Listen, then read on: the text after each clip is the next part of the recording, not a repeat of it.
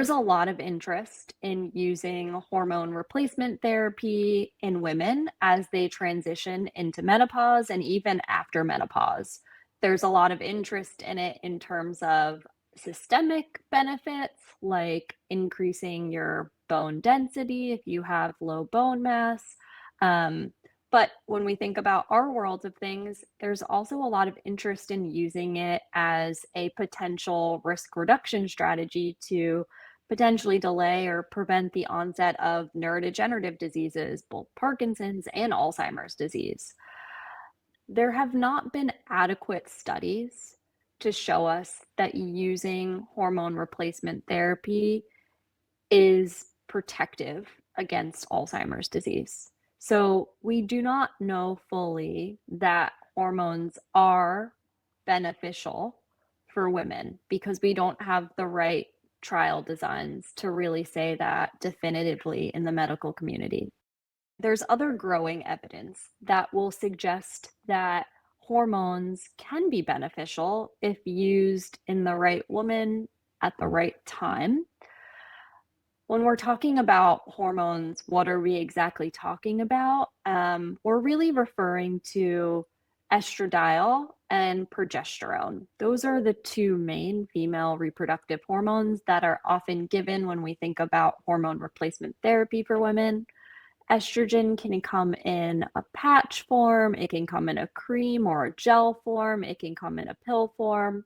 Progesterone can come, usually it's a pill form for progesterone. Very rarely are there other forms of progesterone used, but there are local forms of progesterone, but that's not systemic. Going back to using hormone replacement therapy in women as a way to combat against neurodegenerative diseases, we do need a lot more research, but evolving research shows us that some women may benefit more than others. Those women include potentially ApoE4 carriers. So, one way to potentially mitigate the harmful effects of ApoE4, because we know women are disproportionately harmed by ApoE4, women who are really in this perimenopausal transition. So there's a optimal window or prime window of opportunity that we have, and that does seem to be no more than 7 to 10 years past our last menstrual cycle. And the age also matters. So after the age of 65, the data is really mixed on the benefit in terms of brain benefits of using hormone replacement therapy. Having a history of certain types of cancers, specifically reproductive cancers or breast cancers, can be one reason why hormone replacement therapy wouldn't be a good option for you. There's been a lot of misunderstanding and miscommunication about the risk of hormone replacement therapy in terms of increasing risk for blood clots. So there are certain hormonal formulations that do increase blood clot risk. Um, Specifically, the oral form of estrogen seems to be more associated with a higher risk of developing a blood clot. So, using things like transdermal estrogen, that risk is much lower.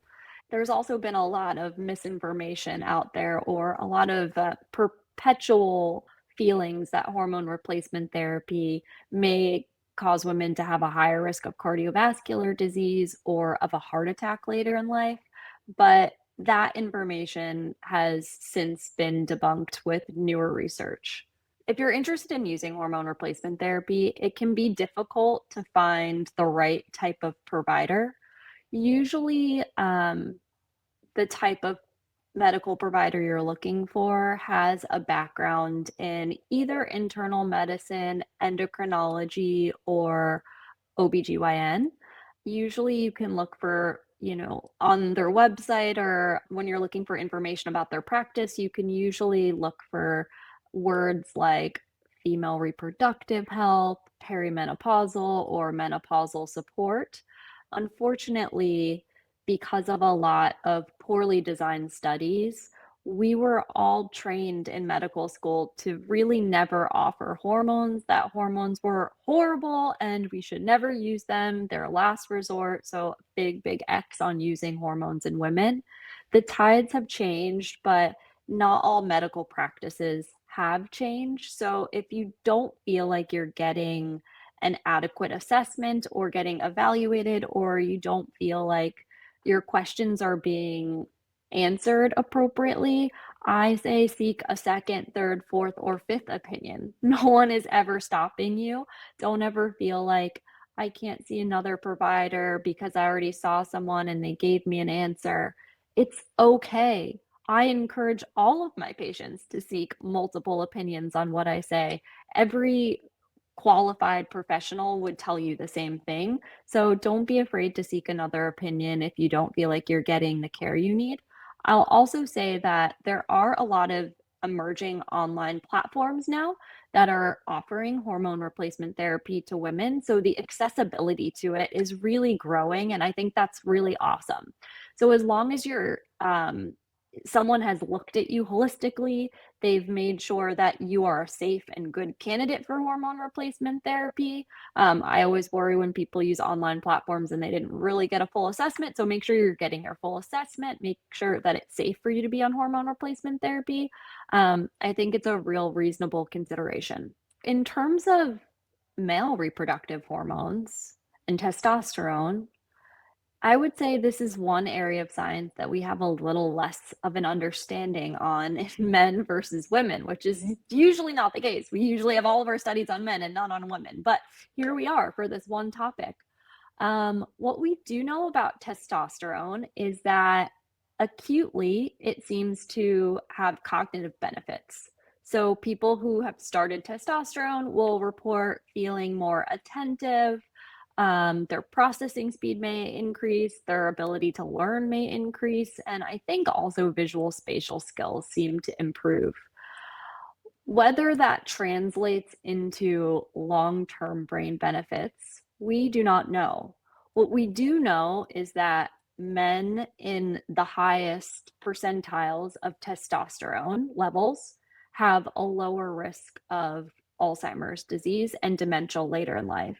But that doesn't necessarily mean that giving testosterone to men is going to impact or lower their risk for dementia later in life, because there could be many reasons for why these men have better testosterone levels that have absolutely nothing to do with testosterone's direct impact on neurodegenerative disease risk. So, a healthier lifestyle, less medical comorbidities, and so forth.